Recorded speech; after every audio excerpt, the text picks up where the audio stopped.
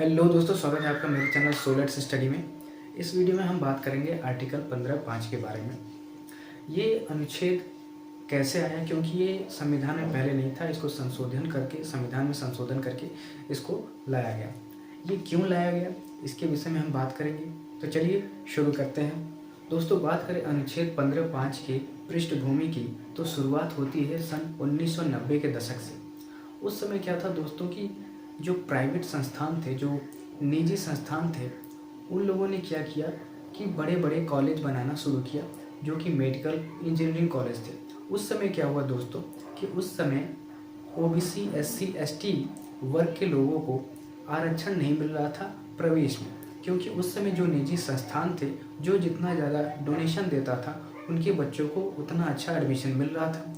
और इससे सरकार को क्या हुआ, सरकार को चिंता होने लगी कि अगर ऐसा हुआ तो जो पिछड़े समुदाय के लोग हैं वो आगे वाली शिक्षा से वंचित रह जाएंगे, क्योंकि जब वो मेडिकल लाइन में नहीं जाएंगे, इंजीनियरिंग लाइन में नहीं जाएंगे, तो उनको क्या होगा कि वो शिक्षाएं प्राप्त नहीं हो सकेंगी जिनकी उन्हें ज़रूरत है। तो इसलिए क्या हुआ कि सरकार ने निजी संस्थानों पे दबाव बनाना शुरू कर दिया। जब दबाव बनाना शुरू कर दिया तो प्राइवेट संस्थानों ने क्या किया कि केस कर दिया। और पहला केस हुआ था आपका सन 2002 में। अगर आप कॉपी और पेन लेके बैठे हैं तो मैं आपसे निवेदन करूंगा कि सिर्फ आप सुनिए। अगर आप सुन लेते हैं सिर्फ, तो आपको आर्टिकल 5 समझ में आ जाएगा, आपको लिखने की ज़रूरत नहीं है। तो ध्यान दीजिए कि पहला केस हुआ टीएम में पाई फाउंडेशन द्वारा 2002 में, क्योंकि सरकारों ने दबाव बनाना शुरू किया कि आप अपने निजी संस्थानों में आरक्षण दीजिए ताकि पिछड़े समुदाय के जो लोग हैं वो नवीन शिक्षा को प्राप्त कर सकें। तो जब केस हुआ तो उसमें कोर्ट ने फैसला सुनाया और कोर्ट में 11 जजों की बेंच बैठी। जब 11 जजों की बेंच बैठी दोस्तों, तो उसमें कोर्ट ने फैसला दिया और उसमें ये बात कही कि अनुच्छेद 19(1)(g) के तहत 19(1)(g) के तहत, ये अनुच्छेद मैंने आपको अभी नहीं बताया, वो मैं बाद में बताऊंगा। इसमें कहा गया कि जो निजी संस्थान है वो सरकार से कोई पैसा नहीं ले रहे हैं। जब सरकार से कोई पैसा नहीं ले रहे हैं तो ये उनकी निजता है, और यही तो समानता का अधिकार है, क्योंकि 15(1), 2, 3 और 4 में यही बात तो कही गई है कि समानता का अधिकार क्या कहता है कि आप किसी के निजी प्रॉपर्टी में नहीं घुस सकते। तो क्या है, निजी जो संस्थान है वो अपने पैसे से या फाउंडेशन चला के वो अपना संस्थान चला रहे हैं, तो आप उसमें आरक्षण की मांग नहीं कर सकते। जैसे आप, मैंने बताया था, एक उदाहरण दिया था मैंने पिछली क्लास में, कि आप किसी के घर जाकर ये नहीं कह सकते कि आप मुझे ज़बरदस्ती पानी पिलाओ, वो उसका अपना घर है। आप सार्वजनिक स्थान पे पानी पी सकते हैं, सरकार का जहाँ पैसा लगा है वहाँ जाके पानी पी सकते हैं, या सार्वजनिक स्थान पर, लेकिन आप किसी के घर जाकर ये नहीं कह सकते गेट खुलवा के कि आप मुझे पानी पिलाइए। तो वही बात यहाँ कही गई कि 19(1)(g) के तहत बात कही गई कि जो निजी संस्थान है वो क्या है, वो व्यापार है, वो एक पेशा है, और उसमें सरकार हस्तक्षेप नहीं कर सकती, वहाँ पे आरक्षण की कोई मांग नहीं की जा सकती। दूसरी बात कही कि प्रवेश प्रक्रिया की आज़ादी। निजी संस्थान जो हैं उनको प्रवेश प्रक्रिया की आज़ादी है कि वो कैसे बच्चों को एडमिशन देंगे या नहीं देंगे, लेकिन उसमें क्या होनी चाहिए, पारदर्शिता होनी चाहिए, मेरिट होनी चाहिए, शोषणकारी नहीं होनी चाहिए। इन 3 शब्दों को समझिए दोस्तों। पारदर्शी का अर्थात आप किसी के साथ भेदभाव नहीं करेंगे, समानता की बात कही गई। दूसरा है मेरिट, अगर आप किसी छात्र को एडमिशन दे रहे हैं तो उनकी मेरिट के हिसाब से एडमिशन देंगे। तीसरी बात कही गई कि शोषणकारी ना हो। ये दोनों बातें आपकी सेम है एक तरह से, कि समानता की बात कही गई कि अगर आप एडमिशन दे रहे हैं तो किसी के साथ भेदभाव किए बिना आप एडमिशन करेंगे। अगर आप किसी से 50 लाख ले रहे हैं तो दूसरे व्यक्ति से भी 50 लाख ही लेंगे, और मेरिट, जिसकी जैसी मेरिट है उस हिसाब से आप अपने संस्थान में एडमिशन देंगे। अगली बात कही गई फीस निर्धारण पर। कोर्ट ने कहा कि आप फीस का निर्धारण स्वयं कर सकते हैं, इसमें सरकार कोई हस्तक्षेप नहीं करेगी, क्योंकि आपने अपना पैसा स्वयं लगाया है, उसमें सरकार का उसमें कोई हिस्सा नहीं है। अगली बात कही गई दोस्तों, अल्पसंख्यकों को अपने संस्थानों में छूट।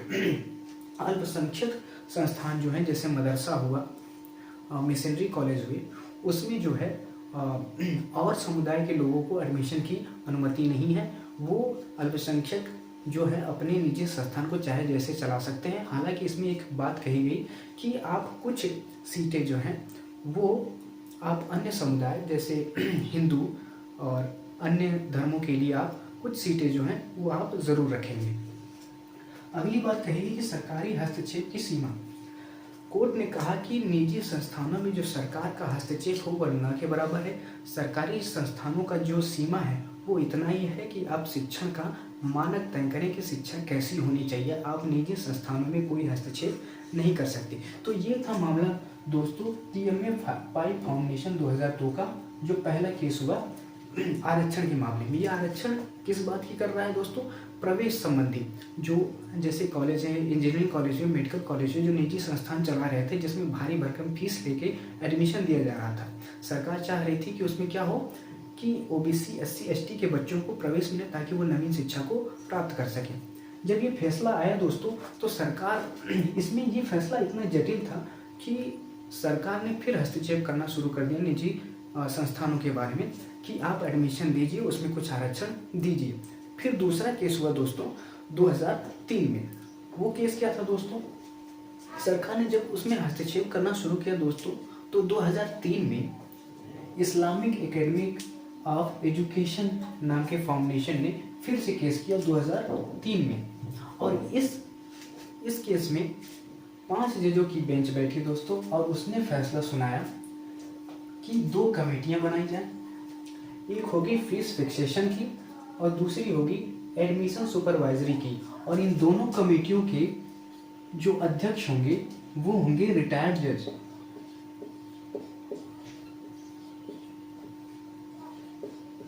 रिटायर्ड हाई कोर्ट के।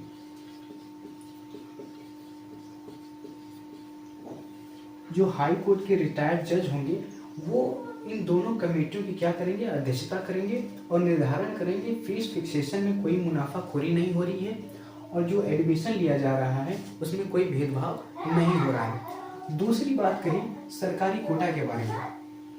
कोर्ट ने कहा कि आप निजी संस्थानों से जो सरकार क्या करेगी? निजी संस्थानों के पास जाएगी और उनसे ये डिस्कस करेगी कि आप कुछ सीटें जो हैं वो एससी, एसटी और ओबीसी के लिए जो छोड़ दें और जो आप अपने लिए रखना चाहते हैं वो रख लें। ये कोर्ट का फैसला था कि आप अपने आप में आपस में समझौता, ये एक तरह से समझौता ही था दोस्तों कि कोर्ट ने कहा कि आप निजी संस्थानों से जाइए और कुछ सीटें जो हैं सरकारी कोटा के लिए रख लीजिए और बाकी जो है वो डोनेशन के माध्यम से भर दीजिए। और इसमें भी एक बात कहेगी कि जो सरकारी कोटा होगा उसमें बहुत ही कम फीस पर एडमिशन लीजिए। और यही था दोस्तों। ये हुआ क्या कि टीएमए पाई फाउंडेशन का जो जजमेंट आया था उसका ये तो विपरीत था। इसमें क्या हुआ? कोर्ट ने उसमें खुली छूट दे दी कि आप जो है उसमें स्थान दीजिए। इससे क्या हुआ दोस्तों? तीसरा फैसला था अल्पसंख्यक संस्थानों में दखल। कोर्ट ने क्या किया? अल्पसंख्यक जो संस्थान थे, निजी संस्थान थे, उसमें कहा कि कुछ सीटें आपको सरकारी कोटे के लिए आपको रखनी होंगी और आप डिसाइड कर लीजिए कि कितनी सीटें आपको एससी, एसटी या ओबीसी या अन्य वर्गों के लिए या अन्य धर्म के लिए आपको छोड़नी होगी। ये भी एक तरह से बहुत ही अच्छा फैसला था दोस्तों। अंतिम फैसला था सीईटी का सुझाव। सीईटी का सुझाव ये था दोस्तों कि आप एक कॉमन इंटरेस्ट टेस्ट करवाइए। ये है बहुत ही अच्छी प्रक्रिया थी प्रवेश प्रक्रिया की कि आप प्रवेश प्रक्रिया का एक एंट्रेंस लीजिए। इससे आपका समानता का अधिकार भी बना रहेगा। लेकिन निजी संस्थानों को क्या हुआ कि निजी संस्थान को लगा इससे हमारी जो समानता का अधिकार है उसका हनन हो रहा है। फिर इस पर क्या हुआ दोस्तों कि 2005 में एक और केस हुआ जो बहुत ही महत्वपूर्ण है। आइए उसको देखते हैं। अगला केस हुआ दोस्तों थर्ड केस पीए इनामदार केस 2005 में। ऐसा क्यों हुआ कि 2003 में जो था कोर्ट ने फैसला सुनाया कि कुछ सीटें जो हैं वो आप सरकार को आरक्षित कर सकते हैं, जिससे कि क्या होगा उसमें पिछड़े एससी एसटी समुदाय को जो है सीटें आवंटित हो सकती हैं। तो इससे क्या हुआ कि जो निजी संस्थान, तो इससे क्या हुआ दोस्तों कि निजी संस्थानों को डर लगने लगा, उनको लगने लगा कि उनकी समानता का ये मूल अधिकारों का हनन हो रहा है। इसलिए पीए इनामदार ने क्या किया 2005 में केस किया और कोर्ट ने फैसला सुनाया कि यहाँ पर कोई सीट आरक्षित नहीं होगी। उन्होंने कहा कि ये निजी संस्थानों का व्यापार है, पेशा है, 19(1)(g) का हनन हो रहा है, इसलिए इसमें सरकार का कोई हस्तक्षेप नहीं होगा। क्यों नहीं होगा? क्योंकि सरकार के द्वारा उन्हें कोई सहायता नहीं मिल रही है, जिससे कि क्या होगा कि निजी संस्थान स्वतंत्र हैं। दूसरी बात करी कमेटियों की शक्तियों को कम किया। जो दूसरा केस हुआ था 2003 में इस्लामिक में, उसमें 2 कमेटियां बनाई गई थी, जिसका अध्यक्षता कौन कर रहे थे, दो रिटायर्ड जज कर रहे थे हाई कोर्ट के। तो उन्होंने क्या किया, कोर्ट ने क्या किया कि जो कमेटियां थी उनको ख़त्म तो नहीं किया, लेकिन उनकी शक्तियां क्या कर दी, सीमित कर दी। एक नाम मात्र के तौर पे हम जाने तो एक नाम मात्र के तौर पर रह गई वो कमेटियां। और आखिरी फैसला क्या था, नो रिजर्वेशन। उन्होंने कहा कि ये निजी संस्थान है, ये उनका पेशा है, अगर वो चाहें तो आरक्षण दे, न चाहें तो न दे। अब यहीं से जो सरकार को है कि वो चिंता होने लगी कि अगर निजी संस्थान में अगर आरक्षण नहीं मिला तो जो SC ST OBC के लोग हैं वो प्रवेश कहाँ पाएंगे। वो तो मेडिकल और इंजीनियरिंग जैसे IIM IIT ऐसे संस्थानों में प्रवेश से वंचित रह जाएंगे। इसलिए सरकार ने क्या किया, संविधान में संशोधन किया और यहीं से मिलता है OBC को 27% आरक्षण। वो कैसे मिलता है दोस्तों, आइए देखते हैं। दोस्तों, जब इनामदार 2005 का फैसला आया कोर्ट के द्वारा, उसमें जब कह दिया गया कि अब निजी संस्थानों में सरकार कोई दबाव नहीं बना सकती कि पिछड़े समुदायों को आरक्षण दिया जाए, तब सरकार उस समय थी डॉक्टर मनमोहन सिंह की और कांग्रेस की। उस समय जब डॉक्टर मनमोहन सिंह के ऊपर यह दबाव आया कि पिछड़े समुदायों के लिए और SC ST के लिए कोई प्रावधान तो लाइए, तब मनमोहन सिंह उस समय प्रधानमंत्री थे और उस समय थे मानव संसाधन विकास मंत्री अर्जुन सिंह और राष्ट्रपति थे डॉक्टर अब्दुल कलाम जी। और इन तीनों लोगों ने मिलकर 93वां संविधान संशोधन किया 2005 में और अनुच्छेद 5 में सब क्लॉज 5 जोड़ा और उसमें कहा गया कि राज्य सरकार सामाजिक और शैक्षणिक रूप से पिछड़े वर्गों के लिए विशेष प्रावधान कर सकती है। विशेष प्रावधान का यहाँ मतलब है आरक्षण से।